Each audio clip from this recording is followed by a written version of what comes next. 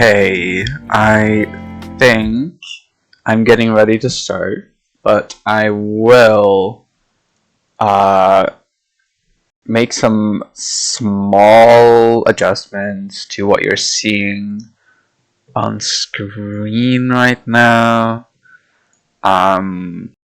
Just for the viewing experience. We will have this nice background that is from the sessions Diana with us from the Guardians of the Right Games thing, same place where I got the music. I have this nice background here because I like it. And I'm just making sure the pixels on the crop are actually equal on each side. Because of this. Yeah, this is what I was worried about.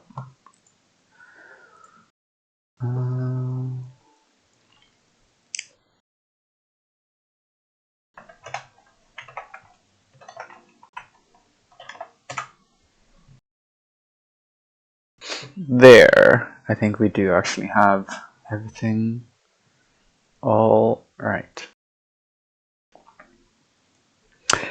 Yes, noise. But I think that means I'm ready. You're all ready. For the unaware, for the audio-only listeners, I'm planning on reading Dracula today by Bram Stoker. As I just googled, the 1897 science fiction fantasy. I don't even know what genre words are made up anyways. Epistolary novel released. It says this ebook in 1995. It's old, no matter what you look at it or how you look at it. I'll probably try to be going for around an hour and a half today. I was arguing with someone yesterday about the definition of, not yesterday, this week, about the argument whether fantasy is a sub-genre of science fiction, that fantasy and science fiction, that type of fiction can be categorized along two axes.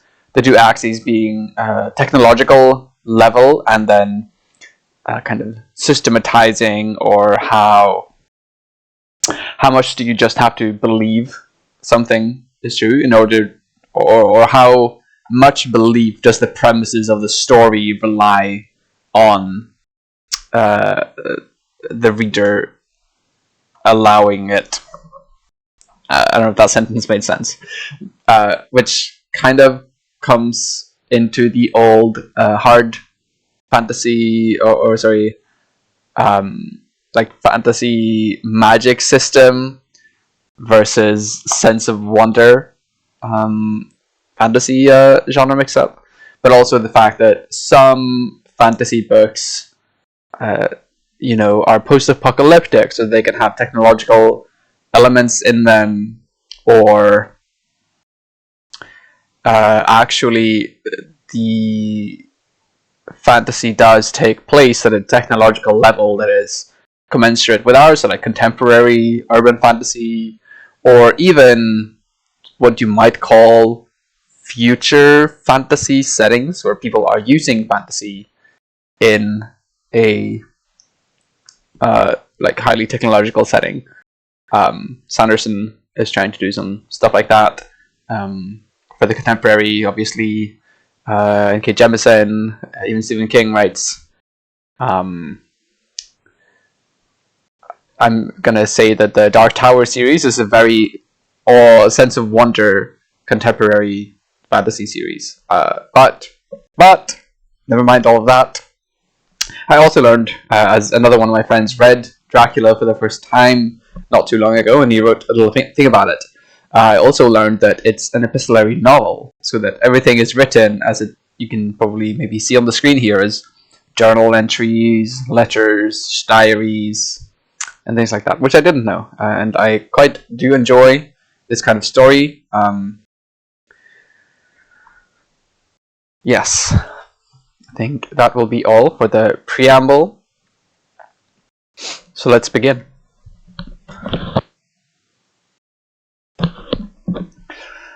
How these papers have been placed in sequence will be made manifest in the reading of them.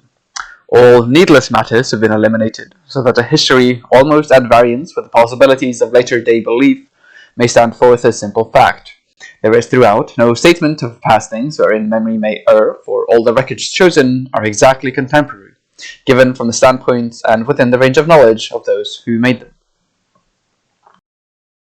Dracula. Chapter 1.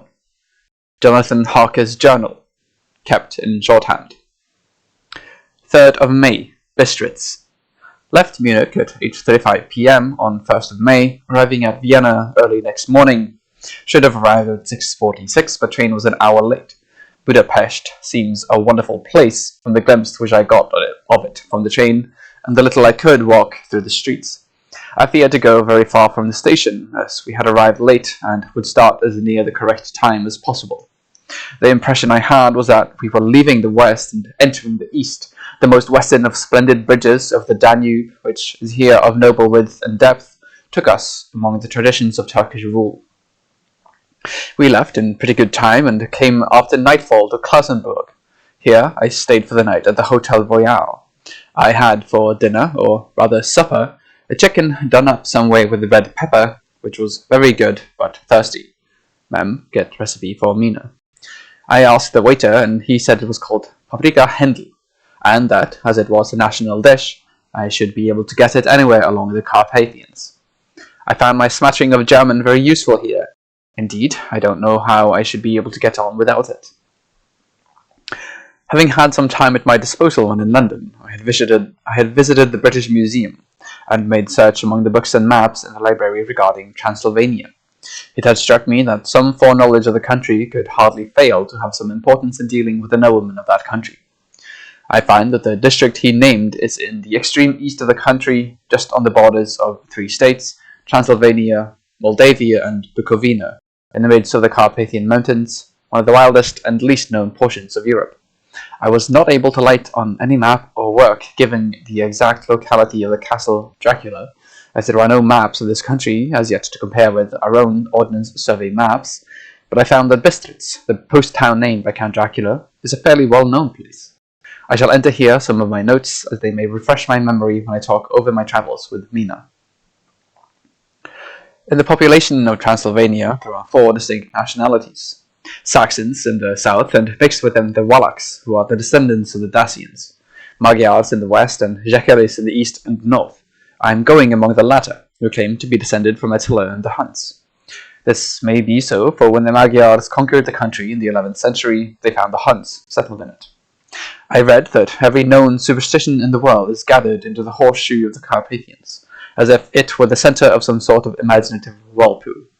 If so, my stay may be very interesting. Mem, I must ask the Count all about them.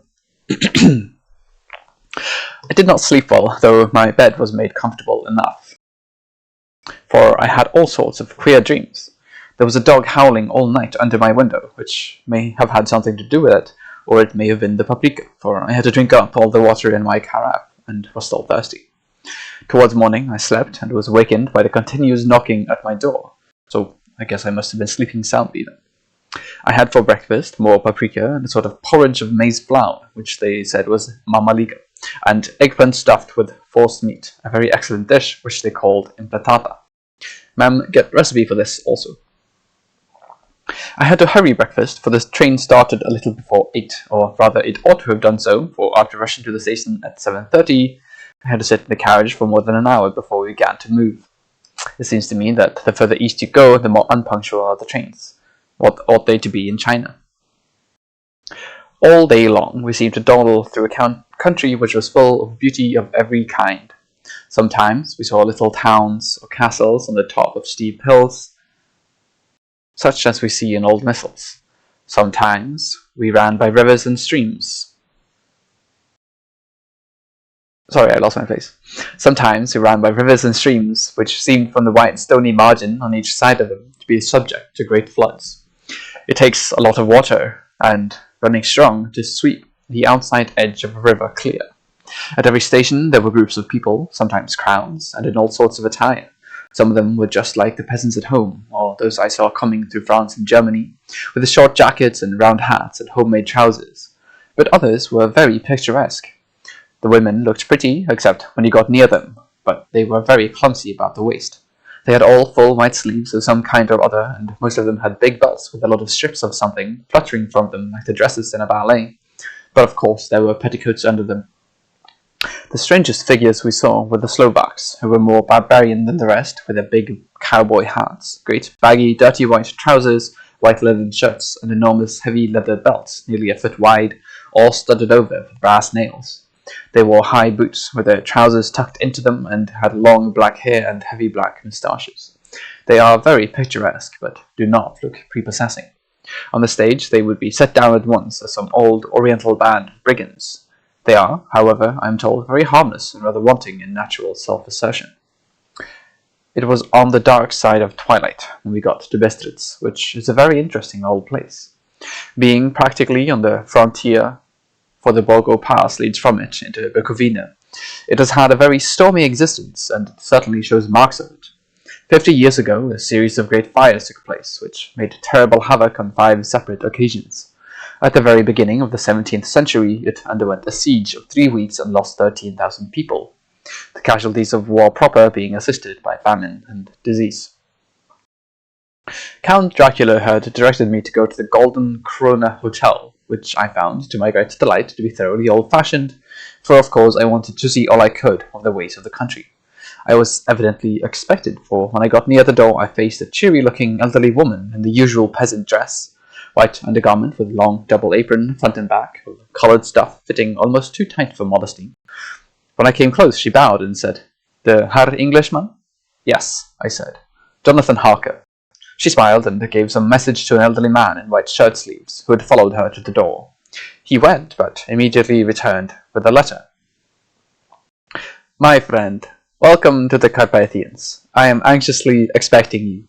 Sleep well tonight. At 3 tomorrow the diligence will start for Bukovina. A place on it is kept for you. At the Borgo Pass my carriage will await you and will bring you to... I trust that your journey from London has been a happy one, and that you will enjoy your stay in my beautiful land. Your friend, Dracula." 4th of May. I found that my landlord had got a letter from the Count, directing him to secure the best place on the coach for me, but on making inquiries as to details he seemed somewhat reticent, and pretended that he could not understand my German. This could not be true, because up to then he had understood it perfectly. At least he answered my questions exactly as if he did. He and his wife, the old lady who had received me, looked at each other in a frightened sort of way. He mumbled out that the money had been sent in a letter, and that was all he knew. When I asked him if he knew Count Dracula, and could tell me anything of his castle, but he and his wife crossed themselves and, saying that they knew nothing at all, simply refused to speak further. It was so near the time of starting that I had no time to ask anyone else, for it was all very mysterious and not by any means comforting. Just before I was leaving, the old lady came up to my room and said in a very hysterical way, "Must you go? Oh, young Herr, must you go?"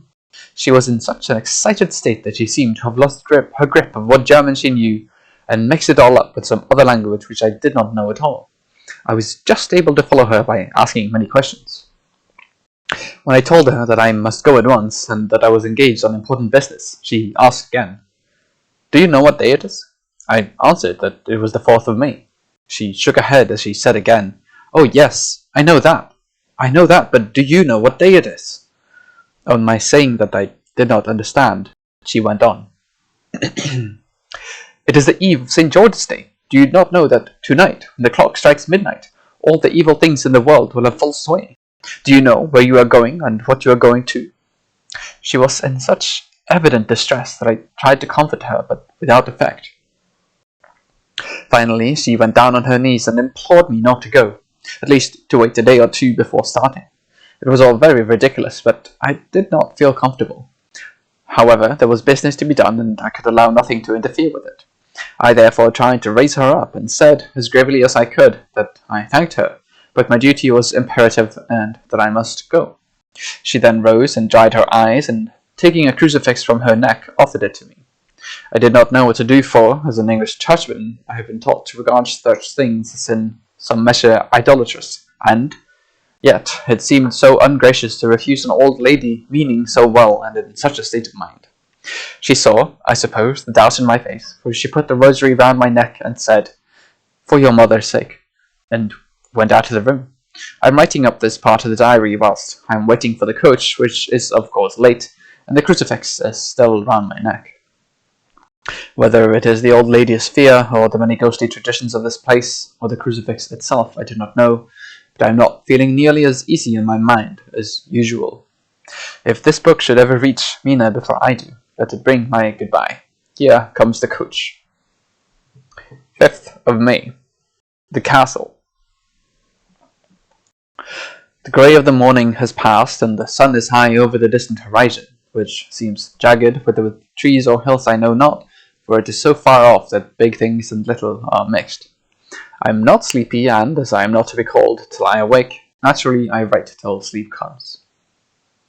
There are many odd things to put down, and, lest who reads them may fancy that I dined too well before I left Bistritz, let me put down my dinner exactly. I dined on what they called robber steak, bits of bacon, onion, and beef, seasoned with red pepper and strung on sticks and roasted over the fire, in the simple style of the London cat's meat. The wine was golden mediash, which produces a queer sting on the tongue, which is, however, not disagreeable. I had only a couple of glasses of this, and nothing else. When I got on the coach, the driver had not taken his seat, and I saw him talking with the landlady. They were evidently talking of me, for every now and then they looked at me, and some of the people who were sitting on the bench outside the door, which they call by a name meaning word-bearer, came and listened, and then looked at me, most of them pityingly. I could hear a lot of words often repeated, queer words, for there were many nationalities in the crowd. So I quietly got my polyglot dictionary from my bag and looked them out. I must say they were not cheering to me, for amongst them were Ordog, Satan, Pokol, Hell, Stragojka, Witch, Frolok, and Koslak, both of which mean the same thing, one being Slovak and the other Serbian, for something that is either werewolf or vampire. Ma'am, I must ask the Count about these superstitions. When we started, the crowd round the inn door, which had by this time swelled to a considerable size, all made the sign of the cross and pointed 2 fingers towards me. With some difficulty, I got a fellow passenger to tell me what they meant. He would not answer at first, but on learning that I was English, he explained that it was a charm or guard against the evil eye. This was not very pleasant for me, just starting for an unknown place to meet an unknown man, but everyone seemed so kind-hearted, and so sorrowful, and so sympathetic that I could not but be touched. I shall never forget the last glimpse which I had of the inn-yard and its crowd of picturesque figures, all crossing themselves as they stood round the wide archway, with its background of rich foliage of oleander and orange trees and green tubs clustered in the centre of the yard.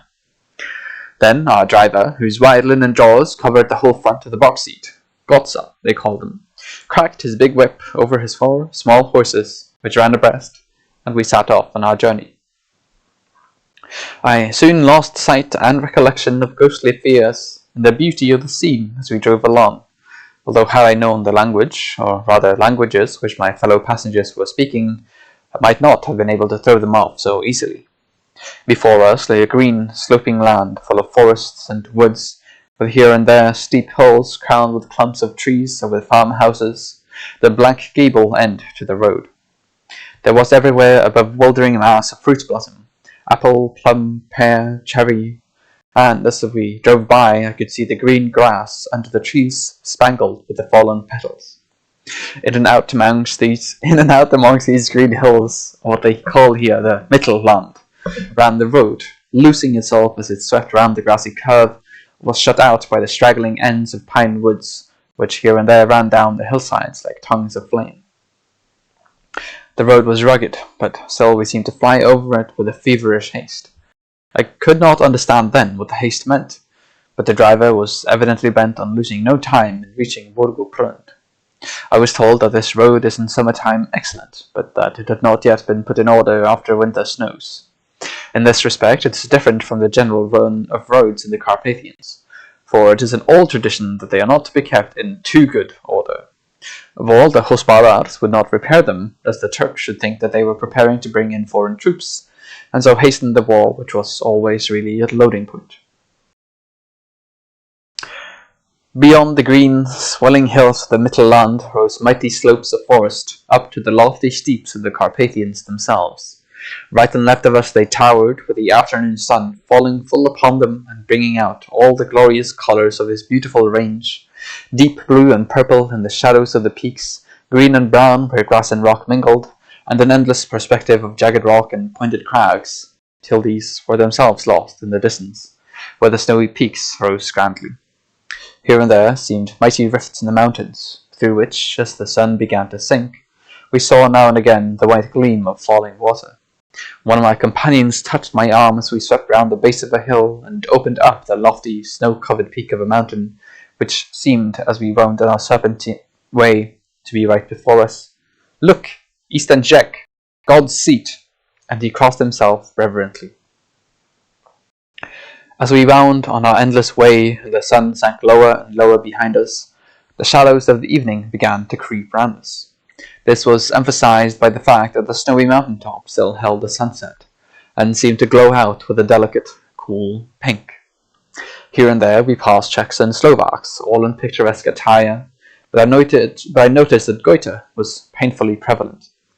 By the roadside were many crosses, and as we swept by, my companions all crossed themselves. Here and there was a peasant man or woman kneeling before a shrine, who did not even turn around as we approached, but seemed, in the self-surrender of devotion, to have neither eyes nor ears for the outer world. There were many things new to me. For instance, hayricks in the trees, and here and there very beautiful masses of weeping birch, their white stems shining like silver through the delicate green of the leaves. Now and again we passed a lighter wagon, the ordinary peasant's cart, with its long, snake-like vertebra, calculated to suit the inequalities of the road. On this were sure to be seated quite a group of homecoming peasants, the Czechs with their white and the Slovaks with their coloured sheepskins, the latter carrying lance fashion, their long staves with axe at the end. As the evening fell, it began to get very cold, and the growing twilight seemed to merge into one dark mistiness, the gloom of the trees, oak, beech, and lying snow. The trees, oak, beech, and pine, though in the valleys which ran deep between the spurs of the hills. As we ascended through the pass, the dark firs stood out here and there against the background of late-lying snow.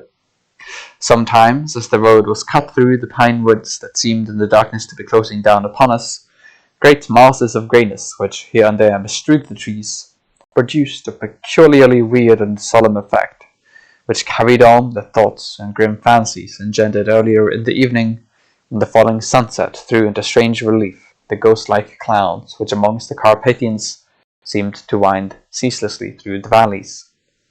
Sometimes the hills were so steep that, despite our driver's haste, the horses could only go slowly.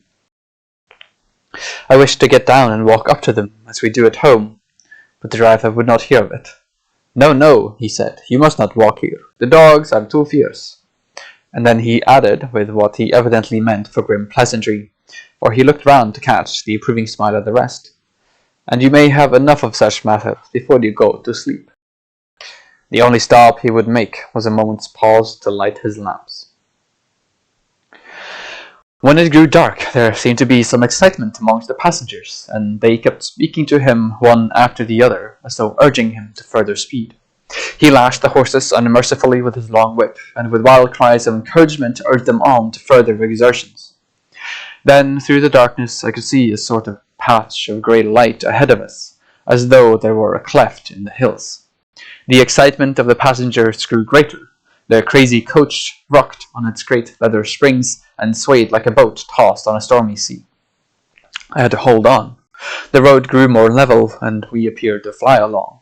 Then the mountains seemed to come nearer to us on each side and to frown down upon us. We were entering on the Borgo Pass.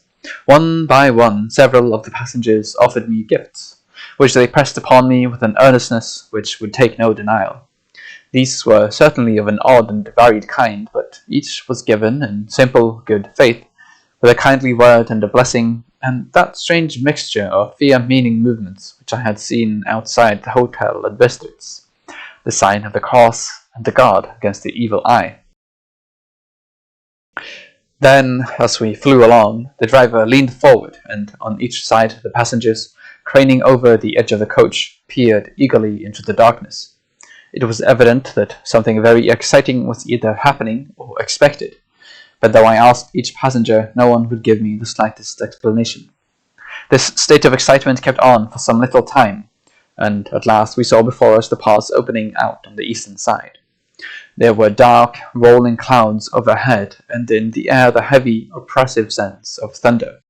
It seemed as though the mountain range had separated two atmospheres, and that now we had got into the thunderous one.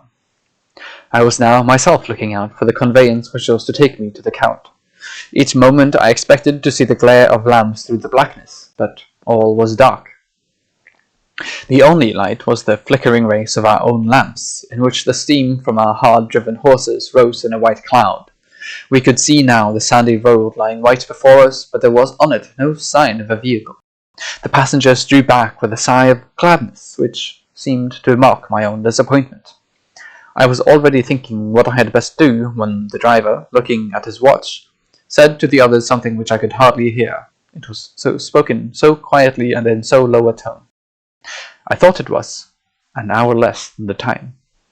Then turning to me, he said in German worse than my own, "There is no carriage here. The Herr is not expected, after all. He will now come on to Bukovina and return tomorrow or the next day. Better, the next day." Whilst he was speaking, the horses began to neigh and snort and plunge wildly, so that the driver had to hold them up.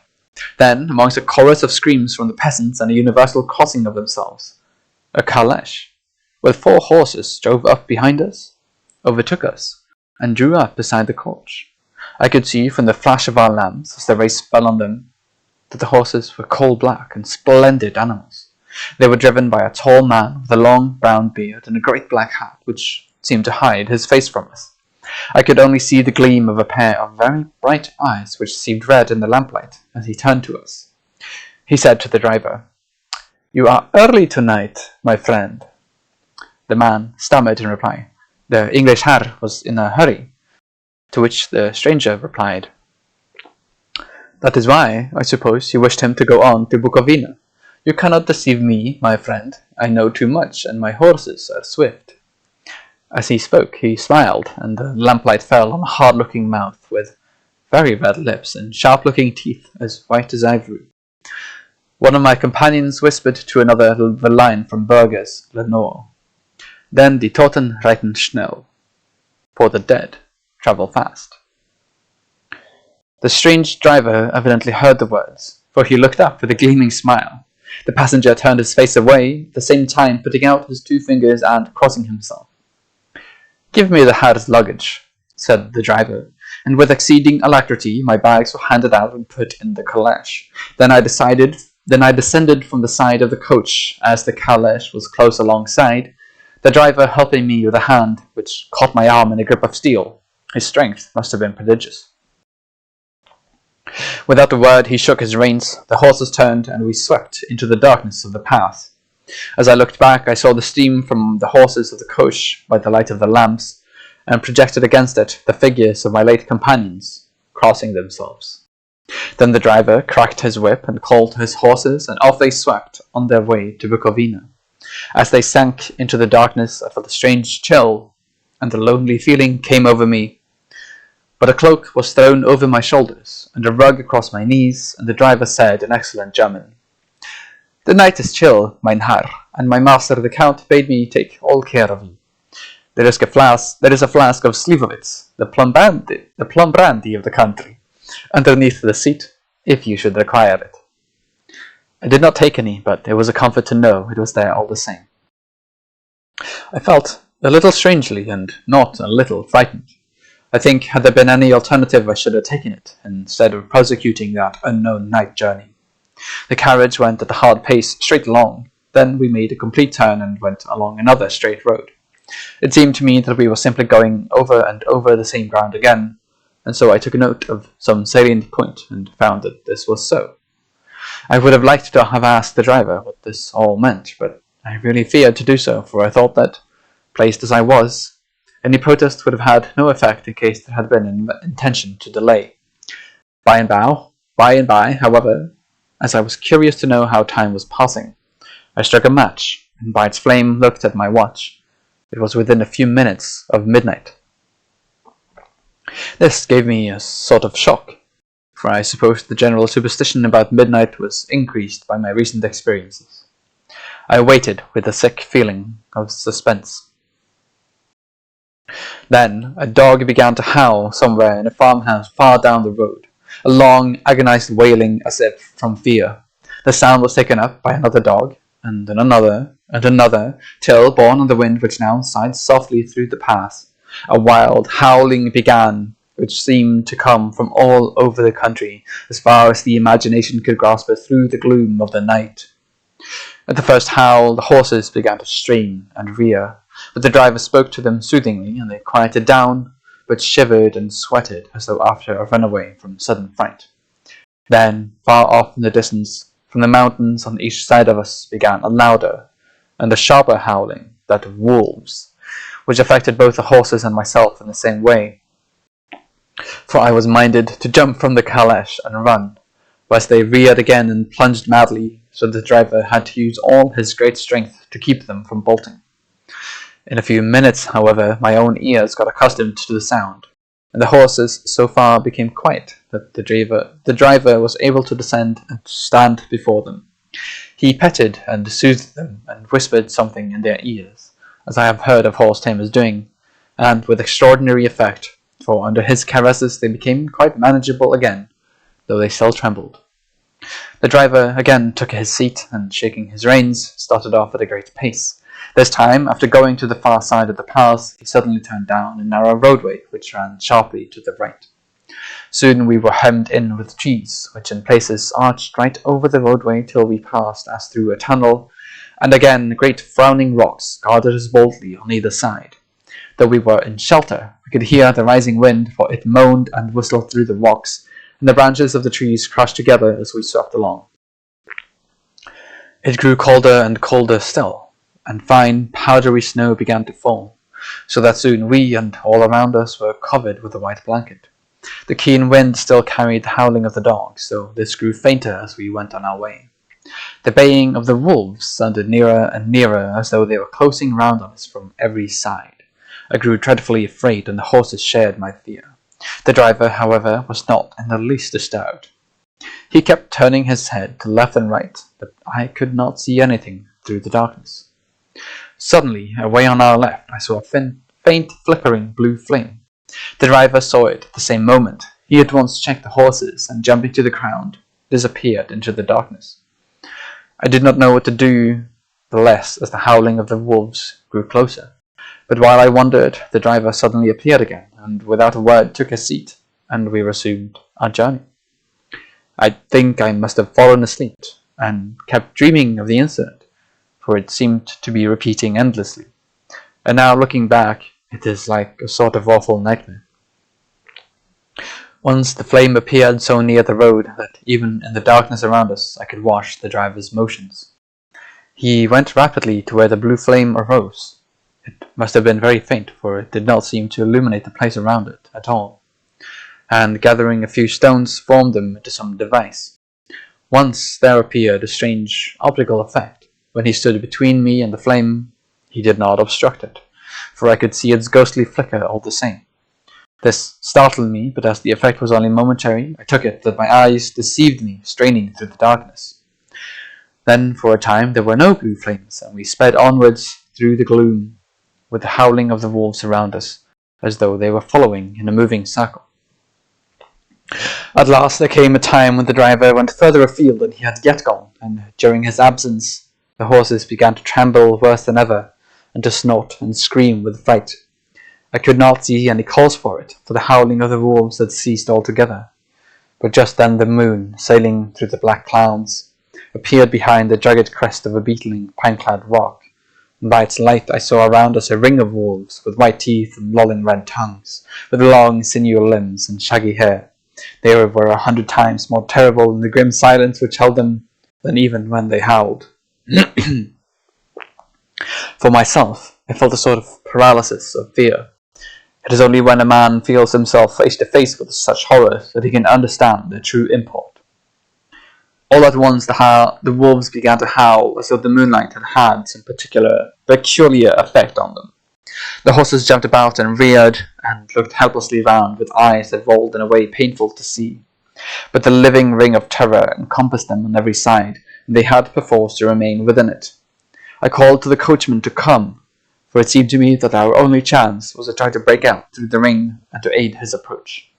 I shouted and beat the side of the calash, hoping by the noise to scare the wolves from that side, so as to give him a chance of reaching the trap.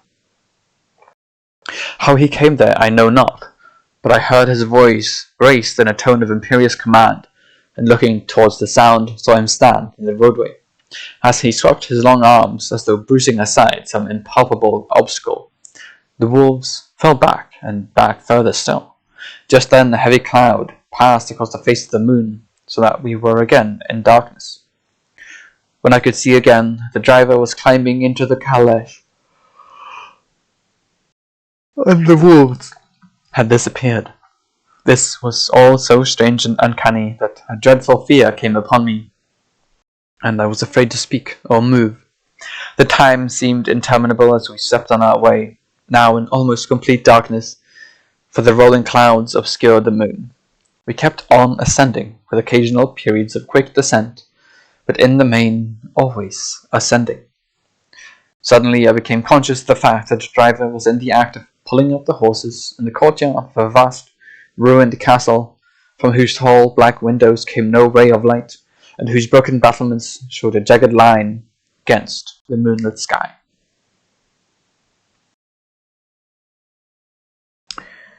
That was chapter 1, and I will take a small break right now to grab some drinks, stand up, stretch. So we will be right back.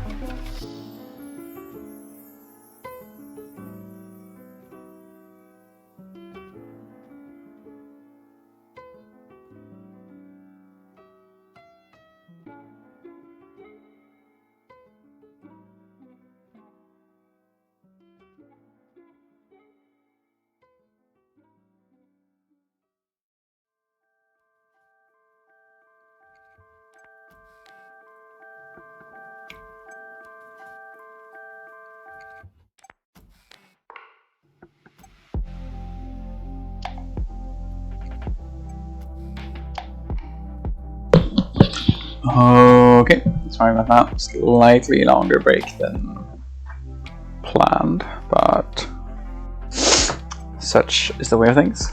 And I will drink some more water and then we start again.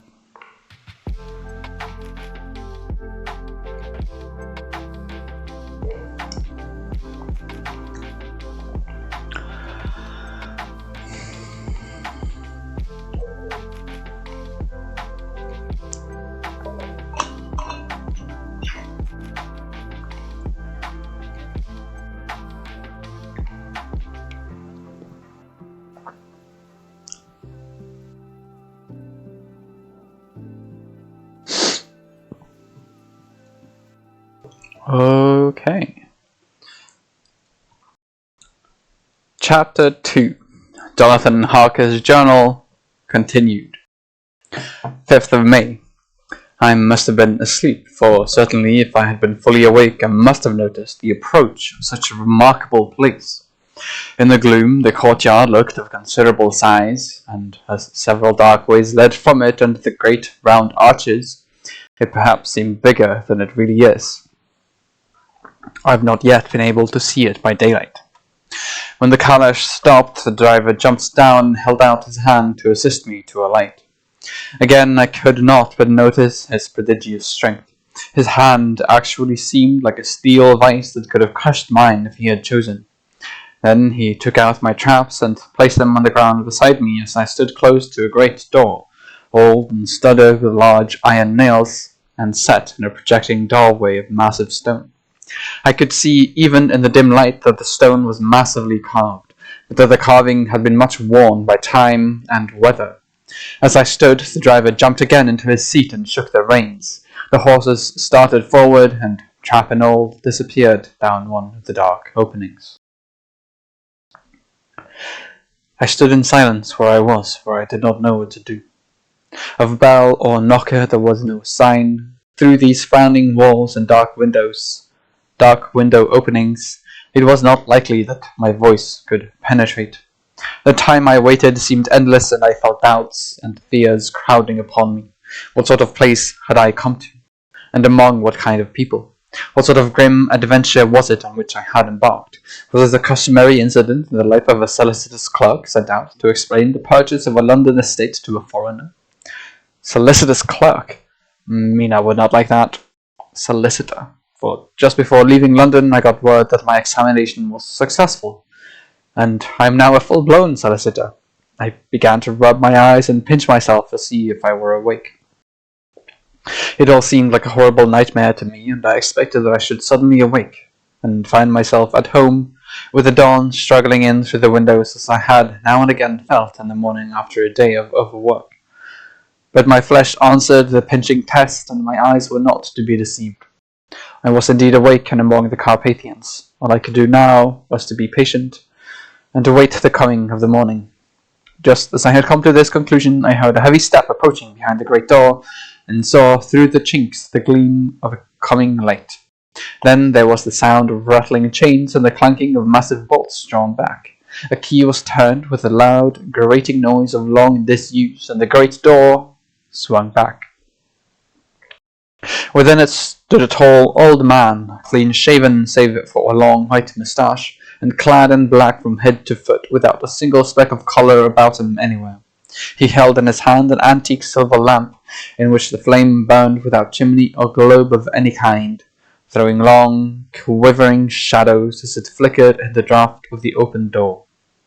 The old man motioned me in with his right hand, with a courtly gesture, saying in excellent English, but with a strange intonation, "Welcome to my house. Enter freely and of your own will." He made no motion of stepping to meet me, but stood like a statue, as though his gesture of welcome had fixed him into stone. The instant, however, that I had stepped over the threshold, he moved impulsively forward, and holding out his hand grasped mine with a strength which made me wince, an effect which was not lessened by the fact that it seemed as cold as ice, more like the hand of a dead than a living man. Again he said, "Welcome to my house. Come freely, go safely, and leave something of the happiness you bring." The strength of the handshake was so much akin to that which I had noticed in the driver, whose face I had not seen, that for a moment I doubted if it were not the same person to whom I was speaking. So to make sure, I said interrogatively, "Count Dracula." He bowed in a courtly way as he replied, "I am Dracula, and I bid you welcome, Mr. Harker, to my house. Come in, the night air is chill, and you must need to eat and rest." As he was speaking, he put the lamp on a bracket on the wall, and stepping out, took my luggage. He had carried it in before I could forestall him. I protested, but he insisted. "Nay, sir, you are my guest. It is late, and my people are not available. Let me see to your comfort myself." He insisted on carrying my traps along the passage, and then up a great winding stair, and along another great passage, on whose stone floor our steps rang heavily. At the end of this, he threw open a heavy door, and I rejoiced to see within a well-lit room in which a table was spread for supper, and on whose mighty hearth a great fire of logs, freshly replenished, flamed and flared. The Count halted, putting down my bags, closed the door, and crossing the room opened another door, which led into a small octagonal room lit by a single lamp, and seemingly without a window of any sort. Passing through this, he opened another door and motioned me to enter. It was a welcome sight, for here was a great bedroom, well lighted and warmed with another log fire, also added to but lately, for the logs were fresh, which sent a hollow roar up the wide chimney. The Count himself left my luggage inside and withdrew, saying, before he closed the door, "You will need, after your journey, to refresh yourself by making your toilet. I trust you will find all you wish. When you are ready, come into the other room, where you will find your supper prepared."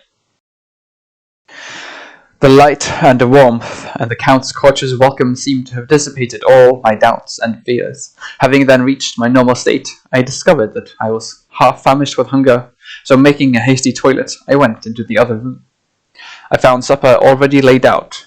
My host, who stood on one side of the great fireplace, leaning against the stonework, made a graceful wave of his hand to the table and said, "I pray you, be seated and sup how you please.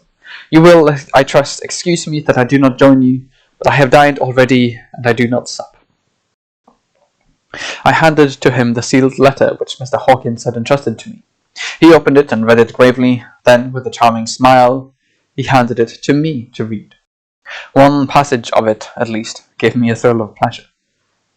"I must regret that an attack of gout, from which malady I am a constant sufferer, forbids absolutely any travelling on my part for some time to come, but I am happy to say I can send a sufficient substitute, one in whom I have every possible confidence. He is a young man, full of energy and talent in his own way, and of a very faithful disposition. He is discreet and silent, and has grown into manhood in my service. He shall be ready to attend on you when you will during his stay, and shall take your instructions in all matters." The Count himself came forward and took off the cover of a dish, and I fell to at once on an excellent roast chicken. This, with some cheese and a salad and a bottle of old Tokay, of which I had 2 glasses, was my supper. During the time I was eating it, the Count asked me many questions as to my journey, and I told him by degrees all I had experienced. By this time I had finished my supper, and by my host's desire had drawn up a chair by the fire, and began to smoke a cigar which he offered me, at the same time excusing himself that he did not smoke. I had now an opportunity of observing him, and found him of a very marked physiognomy. His face was a very strong, aquiline, with high bridge of the thin nose and peculiarly arched nostrils, with a lofty domed forehead and hair growing scantily round the temples, but profusely elsewhere. His eyebrows were very massive, almost meeting over the nose, and with bushy hair that seemed to curl in its own profusion. The mouth, so far as I could see it under the heavy moustache, was fixed and rather cruel-looking, with peculiarly sharp white teeth. These protruded over the lips, whose remarkable readiness showed astonishing vitality in a man of his years. For the rest, his ears were pale and at the tops extremely pointed. The chin was broad and strong, and the cheeks firm through thin. The general effect was one of extraordinary pallor. Hitherto I had noticed the backs of his hands as they lay on his knees in the firelight, and they had seemed rather white and fine, but seeing them now close to me I could not but notice that they were rather coarse, broad, with squat fingers. Strange to say, there were hairs in the centre of the palm. The nails were long and fine and cut to a sharp point. As the Count leaned over me and his hands touched me, I could not repress a shudder. It may have been that his breath was rank, but a horrible feeling of nausea came over me, which, do what I would, I could not conceal. The Count, evidently noticing it, drew back, and with a grim sort of smile, which showed more than he had yet done his protuberant teeth, sat himself down again on his own side of the fireplace. We were both silent for a while, and as I looked towards the window I saw the first dim streak of the coming dawn. There seemed a strange stillness over everything, but as I listened, I heard, as if from down below in the valley, the howling of many wolves. The Count's eyes gleamed, and he said, "Listen to them, the children of the night, what music they make." Seeing, I suppose, some expression in my face strange to him, he added, "Ah, sir, you dwellers in the city cannot enter into the feelings of the hunter." Then he rose and said, "But you must be tired. Your bedroom is all ready, and tomorrow you shall sleep as late as you will. I have to be away till the afternoon, so sleep well and dream well." With a courteous bow, he opened for me himself the door to the octagonal room, and I entered my bedroom. I am all in a sea of wonders. I doubt, I fear, I think strange things which I dare not confess to my own soul. God keep me, if only for the sake of those dear to me. 7th May. It is again early morning, but I have rested and enjoyed the last 24 hours. I slept till late in the day, and awoke of my own accord. When I had dressed myself, I went into the room where we had supped, and found a cold breakfast laid out, with coffee kept hot by the pot being placed on the hearth. There was a card on the table, on which was written, "I have to be absent for a while. Do not wait for me. D." I sat to and enjoyed a hearty meal. When I had done, I looked for a bell, so that I might let the servants know I had finished, but I could not find one. There are certainly odd deficiencies in the house, considering the extraordinary evidences of wealth which are around me. The table service is of gold, and so beautifully wrought that it must be of immense value. The curtains and upholstery of the chairs and sofas, and the hangings of my bed, are the costliest and most beautiful fabrics, and must have been of fabulous value when they were made, for they are centuries old, though in excellent order. I saw something like them in Hampton Court, but there they were worn and frayed and moth-eaten. But still in none of the rooms is there a mirror. There is not even a toilet glass on my table, and I had to get the little shaving glass from my bag before I could either shave or brush my hair. I have not yet seen a servant anywhere, or heard a sound near the castle except the howling of wolves. Some time after I had finished my meal, I do not know whether to call it breakfast or dinner, for it was between 5 and 6 o'clock when I had it. I looked about for something to read, for I did not like to go about the castle until I had asked the Count's permission. There was absolutely nothing in the room, book, newspaper, or even writing materials, so I opened another door in the room and found a sort of library. The door opposite mine I tried, but found it locked. In the library I found, to my great delight, a vast number of English books, whose shelves full of them, and bound volumes of magazines and newspapers. A table in the centre was littered with English magazines and newspapers, though none of them were of very recent date. The books were of the most varied kind: history, geography, politics, political economy, botany, geology, law, all relating to England and English life and customs and manners. There were even such books of reference as the London Directory, the Red and Blue books, Whitaker's Almanac, the Army and Navy lists, and, it somehow gladdened my heart to see it, the Law List. Whilst I was looking at the books, the door opened and the Count entered. He saluted me in a hearty way, and hoped that I had had a good night's rest. Then he went on.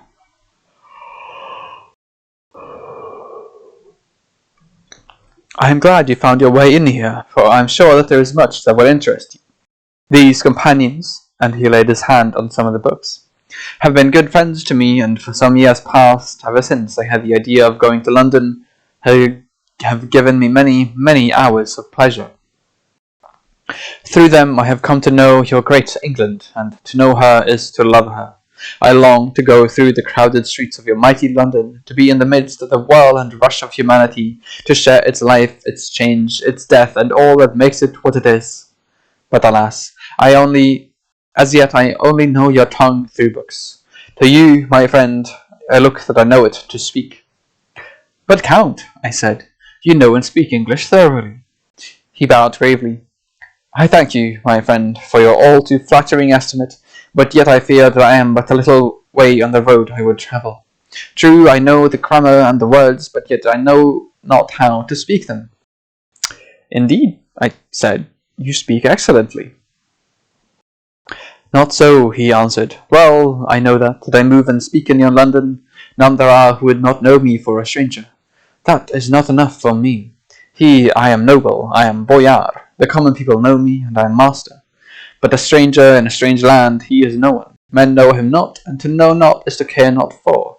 I am content if I am like the rest, so that no man stops if he sees me, or pause in his speaking if he hear my words. Ha ha! A stranger! I have been so long master that I would be master still, or at least that none other should be master of me. You come to me not alone as agent of my friend Peter Hawkins of Exeter, to tell me all about my new estate in London. You shall, I trust, rest here with me a while, so that by our talking I may learn the English intonation, and I would that you tell me when I make error, even of the smallest, in my speaking. I am sorry that I had to be away so long today, but you will, I know, forgive one who has so many important affairs in hand. Of course, I said all I could about being willing, and asked if I might come into that room when I chose. He answered, yes, certainly, and added, you may go anywhere you wish in the castle, except where the doors are locked, where of course you will not wish to go. There is reason that all things are as they are, and did you see with my eyes and know with my knowledge, you would perhaps better understand. I said I was sure of this, and then he went on. We are in Transylvania, and Transylvania is not England. Our ways are not your ways, and there shall be to you many strange things. Nay, from what you have told me of your experiences already, you know something of what strange things there may be. This led to much conversation, and as it was evident that he wanted to talk, if only for talking's sake, I asked him many questions regarding things that had already happened to me or come within my notice. Sometimes he sheered off the subject or turned the conversation by pretending not to understand, but generally he answered all I asked most frankly. Then, as time went on and I had got somewhat bolder, I asked him of some of the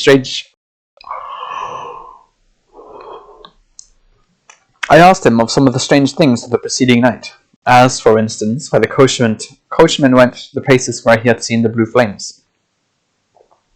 He then explained to me that it was commonly believed that on a certain night of the year, last night in fact, when all evil spirits are supposed to have unchecked sway, A blue flame is seen over any place where treasure has been concealed.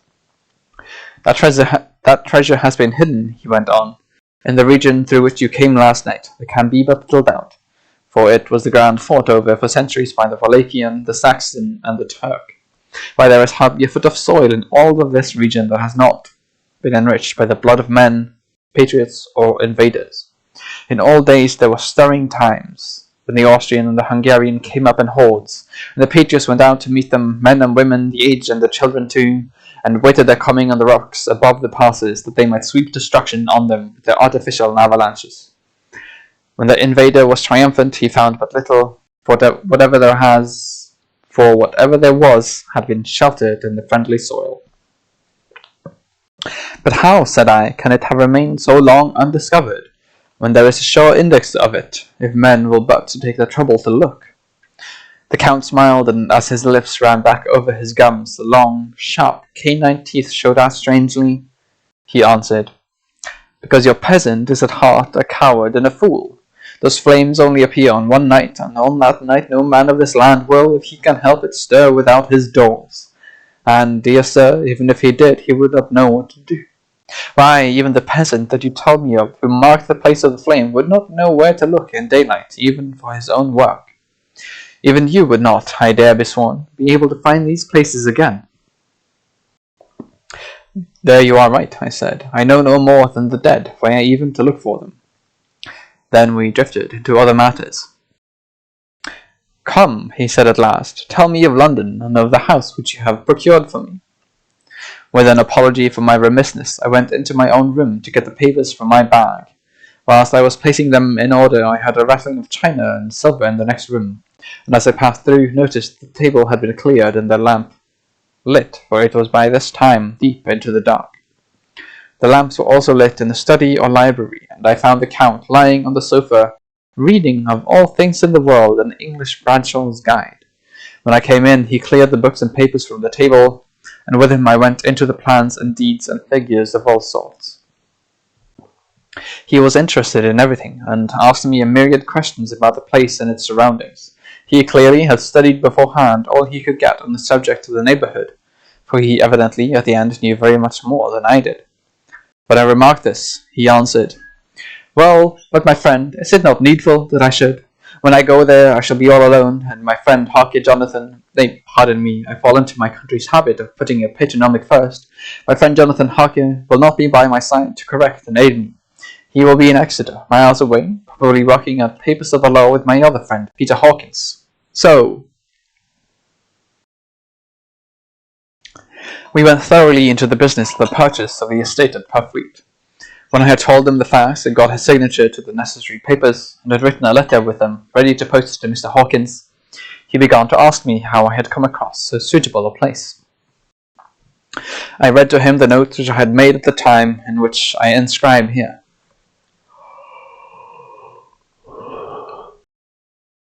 At Purfleet, on a by-road, I came across just such a place as seemed to be required, and where was displayed a dilapidated notice that the place was for sale. It is surrounded by a high wall of ancient structure built of heavy stones, and has not been repaired for a large number of years. The closed gates are of heavy old oak and iron, all eaten with rust. The estate is called Carfax, no doubt the corruption of the old Quatreface, as the house is four-sided, agreeing with the cardinal points of the compass. It contains in all some 20 acres, quite surrounded by the solid stone wall above mentioned. There are many trees on it which make it in places gloomy, and there is a deep, dark-looking pond or small lake, evidently fed by some springs, as the water is clear and flows away in a fair-sized stream. The house is very large, and of all periods back, I should say, to medieval times. For one part is of stone immensely thick, with only a few windows high up and heavily barred with iron. It looks like part of a keep, and is close to an old chapel or church. I could not enter it, as I had not the key of the door leading to it from the house, but I have taken with my Kodak views of it from various points. The house has been added to, but in a very straggling way, and I can only guess at the amount of ground it covers, which must be very great. There are but few houses close at hand, one being a very large house, only recently added to and formed into a private lunatic asylum. It is not, however, visible from the grounds. When I had finished, he said, "I am glad that it is old and big. I myself am of an old family, and to live in a new house would kill me. A house cannot be made habitable in a day, and after all, how few days go to make up a century. I rejoice also that there is a chapel of old times. We Transylvanian nobles love not to think that our bones may lie amongst the common dead. I seek not gaiety nor mirth, not the bright voluptuousness of much sunshine and sparkling waters which please the young and gay. I am no longer young, and my heart, through weary years of mourning over the dead, is not attuned to mirth. Moreover, the walls of my castle are broken, the shadows are many, the wind breathes cold through the broken battlements and casements. I love the shade and the shadow, and would be alone with my thoughts when I may." Somehow his words and his look did not seem to accord, or else it was that his cast of face made his smile look malignant and saturnine. Presently, with an excuse, he left me, asking me to put all my papers together. He was some little time away, and I began to look at some of the books around me. One was an atlas which I found open naturally at England, as if that map had been much used. On looking at it, I found in certain places little rings marked, and on examining these I noticed that one was near London, on the east side, manifestly where his new estate was situated. The other two were Exeter and Whitby on the Yorkshire coast. It was the better part of an hour when the Count returned. "Aha," he said, "still at your books? Good, but you must not work always. Come, I am informed that your supper is ready." He took my arm, and we went into the next room, where I found an excellent supper ready on the table. The Count again excused himself, as he had dined out on his being away from home, but he sat as on the previous night and chatted whilst I ate. After supper I smoked as on the last evening, and the Count stayed with me, chatting and asking questions on every conceivable subject, hour after hour. I felt that I was getting very late indeed, but I did not say anything, for I felt under obligation to meet my host's wishes in every way. I was not sleepy, as the long sleep yesterday had fortified me, but I could not help experiencing that chill which comes over one at the coming of the dawn, which is like, in its way, the turn of the tide. They say that people who are near death die generally at the change to the dawn or at the turn of the tide. Anyone who has, when tired and tied as it were to his post, experienced this change in the atmosphere can well believe it. All at once we heard the crow of a cock coming up with preternatural shrillness through the clear morning air. Count Dracula, jumping to his feet, said, "Why, there is morning again. How remiss I am to let you stay up so long. You must make your conversation regarding my dear new country of England less interesting, so that I may not forget how time flies by us." And with a courtly bow, he quickly left me. I went into my own room and drew the curtains, but there was little to notice. My window opened into the courtyard. All I could see was the warm grey of quickening sky. So I pulled the curtains again, and have written of this day. 8th May. I began to fear, as I wrote in this book, that I was getting too diffuse. But now I am glad that I went into detail from the first, for there is something so strange about this place, and all in it, that I cannot but feel uneasy. I wish I were safe out of it, or that I had never come. It may be that this strange night existence is telling on me, but would that were all. If there were any one to talk to, I could bear it, but there is no one. I have only the Count to speak with, and he. I fear I am myself the only living soul within the place.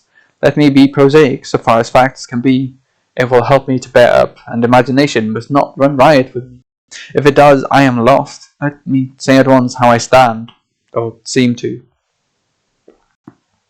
I only slept a few hours when I went to bed, and, feeling that I could not sleep any more, got up. I had hung my shaving glass by the window, and was just beginning to shave. Suddenly I felt a hand on my shoulder, and heard the Count's voice saying to me, "Good morning." I started, for it amazed me that I had not seen him, since the reflection of the glass covered the whole room behind me. In starting I had cut myself slightly, but did not notice it at the moment. Having answered the Count's salutation, I turned to the glass again to see how I had been mistaken. This time there could be no error, for the man was close to me, and I could see him over my shoulder. But there was no reflection of him in the mirror. The whole room behind me was displayed, but there was no sign of a man in it except myself. This was startling, and coming on the top of so many strange things, was beginning to increase that vague feeling of uneasiness which I always have when the Count is near. But at the instant I saw that the cut had bled a little, and the blood was trickling over my chin, I laid down the razor, turning as I did so half round to look for some sticking plaster. When the Count saw my face, his eyes blazed over with a sort of demoniac fury, and he suddenly made a grab at my throat. I drew away, and his hand touched the string of beads which held the crucifix. It made an instant change in him, for the fury passed so quickly that I could hardly believe that it was ever there. "Take care," he said. "Take care how you cut yourself. It is more dangerous than you think in this country." Then, seizing the shaving glass, he went on, "And this is the wretched thing that has done the mischief. It is a full bauble of man's vanity. Away with it." And opening the heavy window with one wrench of his terrible hand, he flung out the glass, which was shattered into 1,000 pieces on the stones of the courtyard far below. Then he withdrew without a word. It is very annoying, for I do not see how I am to shave, unless in my watch case or the bottom of the shaving pot, which is fortunately of metal. When I went into the dining room, breakfast was prepared, but I could not find the Count anywhere. So I breakfasted alone. It is strange that as yet I have not seen the Count eat or drink. He must be a very peculiar man. After breakfast I did a little exploring in the castle. I went out the stairs and found a room looking towards the south. The view was magnificent, and from where I stood there was every opportunity of seeing it. The castle is on the very edge of a terrible precipice. A stone falling from the window would fall 1,000 feet without touching anything. As far as the eye can reach is a sea of green tree-tops, with occasionally a deep rift where there is a chasm. Here and there are silver threads, for the rivers wind in deep gorges through the forests. But I am not in heart to describe beauty, for when I had seen the view, I explored further. Doors everywhere, and all locked and bolted. In no place save from the windows and the castle walls is there an available exit. The castle is a veritable prison, and I am a prisoner. End of chapter 2. Right, it is surprising to me how tiring this can still be. Definitely still is. So I think we will cut it there for now. That's a good hour of reading. And 2 chapters out of the who knows how many. But that seems a decent enough pace. So, yeah. I quite enjoyed these first 2 chapters. Good introduction. Excited to read more in general.